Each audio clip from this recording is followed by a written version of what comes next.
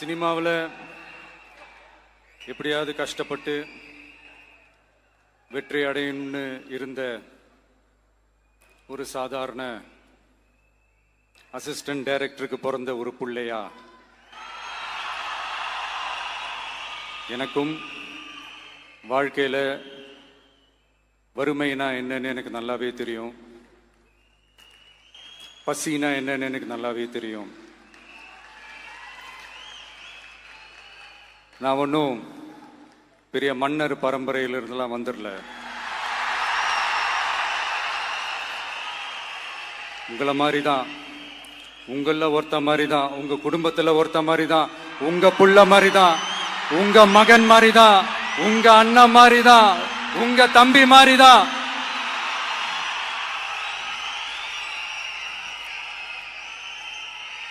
அப்படிதான் நான் உணர்றேன். நீங்களும் என்ன அப்படி நினைச்சதுனால தான் சினிமாவில் எனக்கு ஒரு மிகப்பெரிய ஒரு இடத்த ஒன்று கொடுத்தீங்க. அதையெல்லாம் விட்டுட்டு உங்களுக்காக நன்றி கடன் செலுத்துறதுக்காக அரசியலுக்கு வந்த உங்க விஜய, இந்த விஜய, நீ வா விஜய், நாங்களா இருக்கோம், பாத்துக்கிறோம். விஜய் தம்பி நீ வா, நாங்க இருக்கோம். விஜி தம்பி நீ வா, நாங்க இருக்கோம். அண்ணா நீ வாடா, நாங்களா இருக்கோம். நண்பா நீ வா நண்பா, நாங்களா இருக்கோம் சொல்லி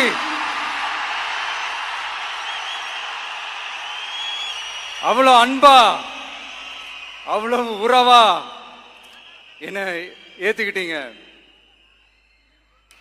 இந்த நேரத்தில் இதை நான் சொல்லணும்.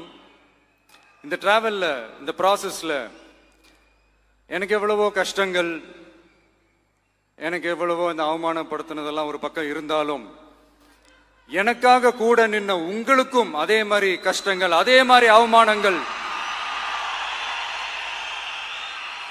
அதையெல்லாம் நீங்க பெருசா எடுத்துக்காம, அதையெல்லாம் நீங்க பொருட்டாவே எடுத்துக்காம, என்னோட வலிகளை, என்னோட வேதனைகளை உங்களோட தான் நினைச்சு என் கூடவே நின்னு இன்னைக்கு சி ஜோசப் விஜய் எனும் நான்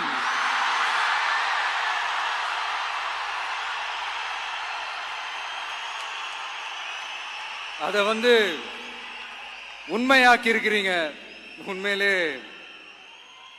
எனக்கு என்ன சொல்றதுன்னு எனக்கு தெரியல.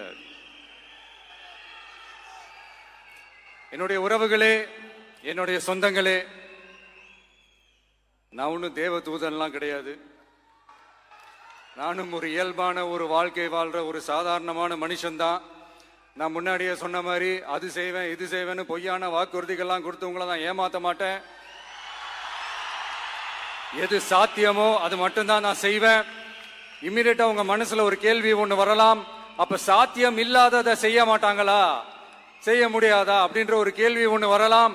இத்தனை கோடி மக்கள் என் கூட இருக்கும் போது எது வந்தாலும் பாத்துக்கலாம், என்ன வந்தாலும் பாத்துக்கலாம் அப்படின்ற அந்த கான்பிடன்ஸ் என் மனசுல இருக்கு.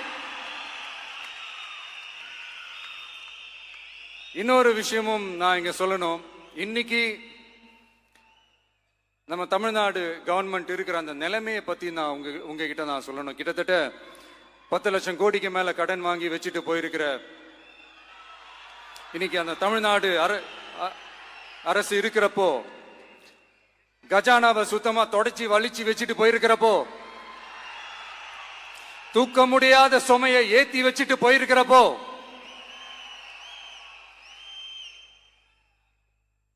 அப்படிப்பட்ட ஒரு நிலைமையில தான் இந்த பொறுப்பை நம்ம கையில் எடுத்திருக்கிறோம்.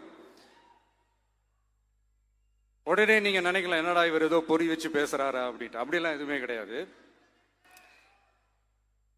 உள்ள போய் பார்த்தா தான் தெரியும் எது எந்த நிலைமையில இருக்குன்னு, என்ன இருக்கு என்ன இல்லை, எது எந்த நிலைமையில இருக்கு எது எந்த நிலைமையில இல்லை. சோ அதையெல்லாம் பார்த்துட்டு உங்களுக்கு ஒரு வெள்ளை அறிக்கையா அதை வெளியிடணும்னு நான் நினைக்கிறேன். ஒரு டிரான்ஸ்பரண்டான ஒரு கவர்மெண்டா, அதாவது இன்னைக்கு நம்ம தமிழ்நாடு கவர்மெண்ட் இந்த நிலைமையில தான் இருக்கு அப்படின்றத உங்ககிட்ட சொல்லிட்டு I just want to take it forward from there. அதை தான் நான் முதல்ல செய்யணும்னு நினைக்கிறேன். தமிழ்நாடை பொறுத்த வரைக்கும் இப்போ யாரையாவது போய் ஏதாவது சந்திக்கணும் அப்படின்னா இந்த மூஞ்ச மூடிக்கிட்டு போய் சந்திக்கிறதோ, என்ன இந்த மறைமுகமா உங்களுக்கு தெரியாம போய் சந்திக்கிறதோ அப்படியெல்லாம் நான் செய்ய மாட்டேன். எதுவா இருந்தாலும் வெளிப்படையாக ஒளிவு மறைவு இல்லாம தான் நான் செய்வேன். இவ்வளவு பெரிய ஒரு பொறுப்பை என் கையில கொடுத்துருக்கிறீங்க. அதே நேரத்தில் எனக்கு கொஞ்சம் அவகாசமும் நீங்க கொடுக்கணும்னு நான் ரிக்வெஸ்ட் பண்ணி கேட்டுக்கிறேன். நான் சொன்னதையெல்லாம் படிப்படியா நிறைவேற்ற நான் ட்ரை பண்ணுவேன், நிறைவேற்றுவேன். அதே நேரத்தில் எனக்கு கொஞ்சம் அவகாசம் கொடுத்தீங்கன்னா எனக்கு கொஞ்சம் உதவியாகவும் ஒத்துழைப்பாகவும் இருக்கும். இது உங்களுடைய ஆட்சி. பெண்கள் பாதுகாப்பை ரொம்ப ஸ்ட்ரிக்டா வச்சிருப்பேன். போதைப் பொருள் கலாச்சாரம் அதை கண்ட்ரோல் பண்றதுக்கு என்னென்ன ஸ்டெப்ஸ் எடுக்கணும், என்னென்ன முயற்சிகள் எடுக்கணும், இன்னிலிருந்தே அதை நான் எடுப்பேன். நம்ம பசங்களை அதுல இருந்து காப்பாற்ற வேண்டியது நம்ம அரசனுடைய பொறுப்பு. அதே மாதிரி சட்டம் ஒழுங்கு எல்லாருக்குமான பாதுகாப்பை நான் உறுதிப்படுத்துவேன். என்ன அவமானப்படுத்துறவங்களாகவே இருந்தாலும், என்ன கஷ்டப்படுத்துறவங்களாகவே இருந்தாலும் அவங்களும் என் மக்கள் தானே. நண்பர்களாக இருந்தாலும் எதிரிகளாக இருந்தாலும் 8 கோடி மக்களும் என் மக்கள் தானே.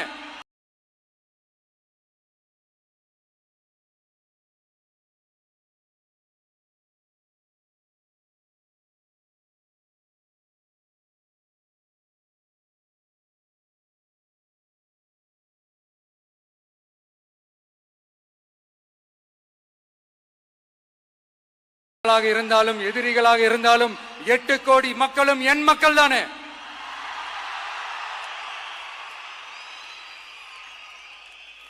அது மாதிரி இந்த அடிப்படை விஷயங்கள், கல்வி, ரேஷன், மருத்துவம், குடிநீர், சாலை வசதி, பஸ் வசதி, இந்த மாதிரி விஷயங்கள்ல தான் என்னுடைய முழு முதல் கவனம் செலுத்தணும்னு எனக்கு தோணுது. நான் முன்னாடியே சொன்ன மாதிரி மக்கள் பணத்துல இருந்து ஒரு பைசா கூட நான் தொட மாட்டேன். எனக்கு அது அவசியமும் இல்லை. அது உங்களுக்கு நல்லாவே தெரியும். இந்த விஜய் தப்பு பண்ண மாட்டான், தப்பு பண்ணவும் விட மாட்டான். அது யாராக இருந்தாலும் சரி, என்னோட கவர்மெண்ட்ல என் கூடவே இருக்கிறவங்களாகவும் சரி விட மாட்டான். சப்போஸ் யாருக்காவது அப்படி ஒரு எண்ணம் மனசுல இருந்துச்சுன்னா, நம்ம ஜெயிச்சுட்டோம், ஒரு ஆட்டம் ஆடி பார்க்கலாம் அப்படின்ற எண்ணம் யாருக்காவது இருந்துச்சுன்னா இப்பவே இந்த நிமிஷமே அதை எரேஸ் பண்ணிருங்க.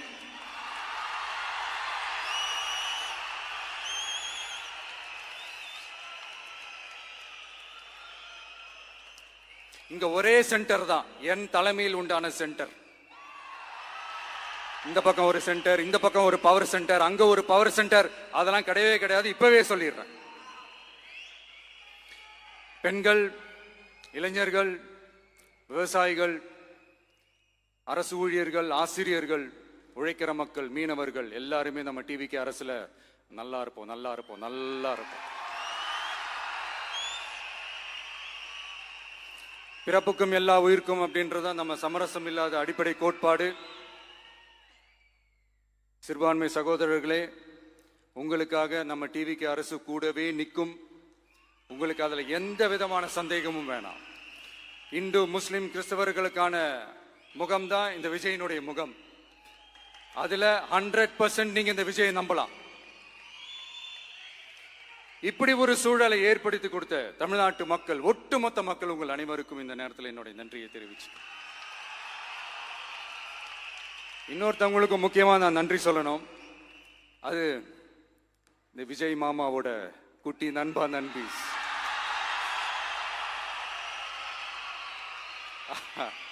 அவங்களாலதான் இது நடந்திருக்கு. உங்களுக்கு எப்படி நன்றி கடன் செய்யணும்?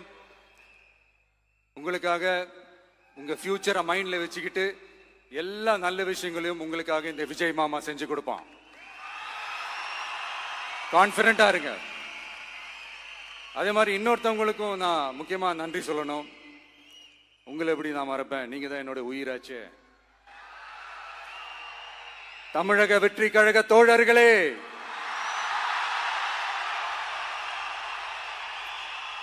உண்மையில சொல்லனா நீங்க இல்லைன்னா எதுவுமே இல்லை. என்னோட கழக தோழர்களுக்கும் கழக நிர்வாகிகளுக்கும் வாக்கு சாவடி முகவர்களுக்கும் மை டியர் வர்ச்சுவல் வாரியர்ஸ் உங்கள் அனைவருக்கும் கோடான கோடி நன்றிகள். வாங்க எல்லாருமா சேர்ந்து ஒரு ஃப்ரெஷ் கவர்னன்ஸ், ஒரு நியூ கவர்னன்ஸ் ஒன்னு கொடுப்போம். This is a new beginning.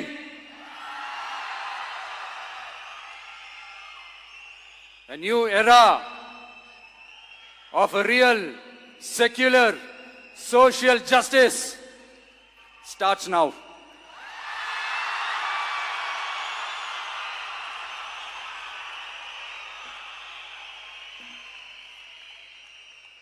மக்கள் நலன்களை மட்டுமே லட்சியமாக கொண்ட நமது அரசுக்கு பக்கபலமாக நின்று ஆதரவை வழங்கியுள்ள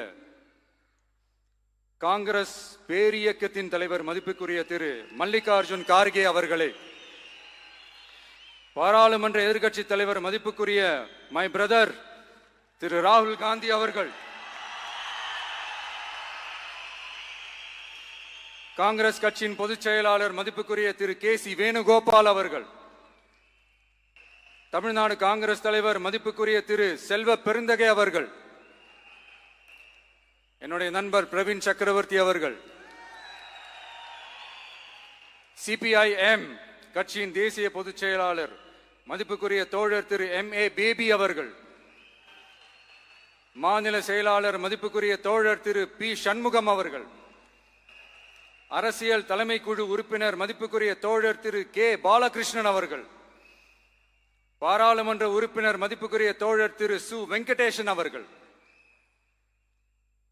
நமது அரசுக்கு ஆதரவு வழங்கியுள்ள விடுதலை சிறுத்தைகள் தலைவர் மதிப்பிற்குரிய அண்ணன் திரு திருமாவளவன் MP அவர்கள், நாடாளுமன்ற உறுப்பினர் மதிப்புக்குரிய திரு ரவிக்குமார் அவர்கள், சட்டமன்ற குழு தலைவர் மதிப்பிற்குரிய திரு வன்னி அரசு அவர்கள், சிபிஐ கட்சியின் தேசிய பொதுச் செயலாளர் மதிப்புக்குரிய தோழர் திரு டி. ராஜா அவர்கள், மாநில செயலாளர் மதிப்புக்குரிய தோழர் திரு M. வீரபாண்டியன் அவர்கள், முன்னாள் தமிழ்நாடு மாநில செயலாளர் மதிப்புக்குரிய தோழர் திரு ரா.